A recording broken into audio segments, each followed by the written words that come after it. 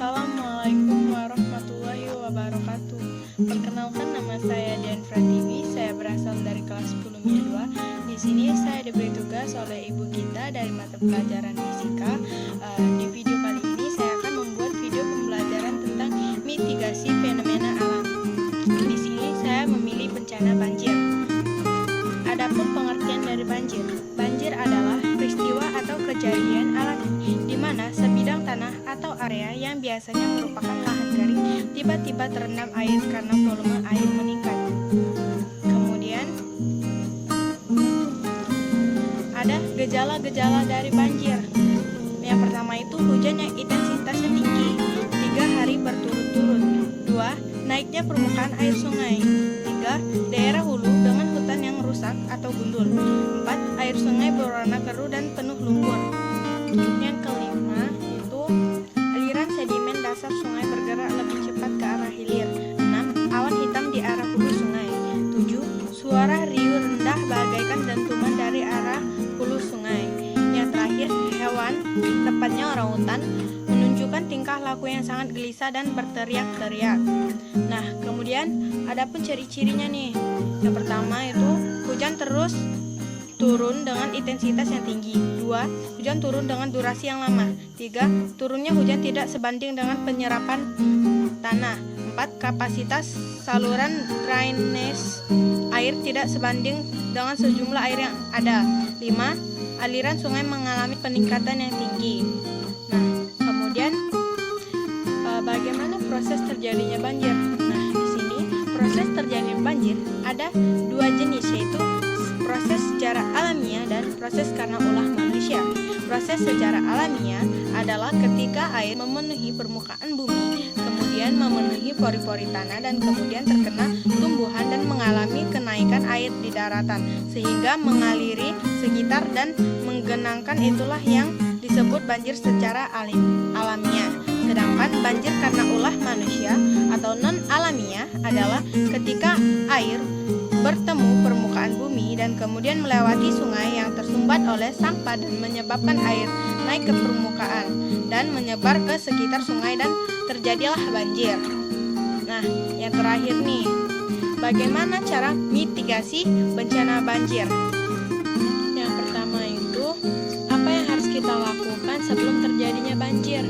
Yang pertama, bersama petugas terkait dan pengurus RT atau RW terdekat, pembersihan lingkungan sekitar terutama saluran udara atau selokan dari timbunan sampah. Yang kedua itu, tentukan lokasi posko banjir yang tepat untuk mengungsi lengkap dengan fasilitas dapur umum dan MCK. Berikut pasokan udara bersih melalui koordinasi dengan petugas terkait dan pengurus RT atau RW.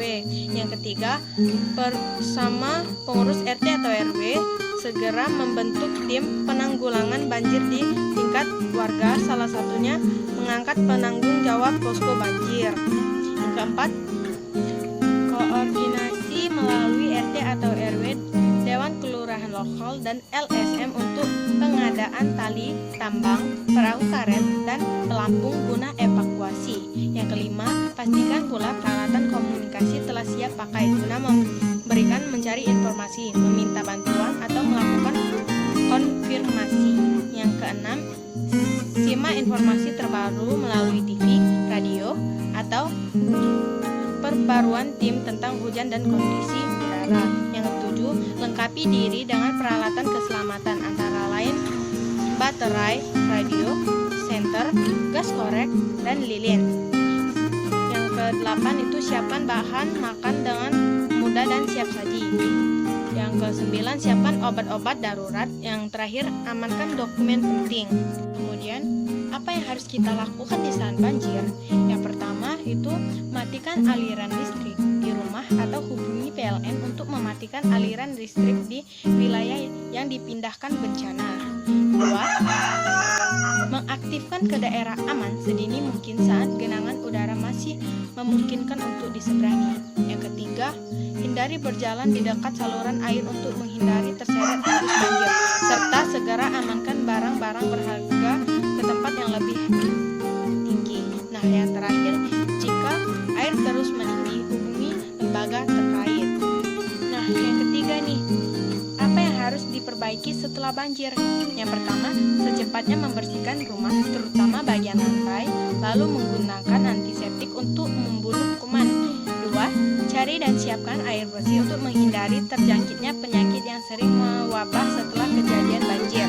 Yang ketiga, waspadai binatang liar atau binatang penyebar penyakit. Yang terakhir, usahakan selalu disetujui saat terjadi banjir susulan. Nah, itu saja yang bisa saya sampaikan. Jika terjadi kesalahan, saya mohon maaf. Semoga bermanfaat. Saya akhiri. Wassalamualaikum warahmatullahi wabarakatuh.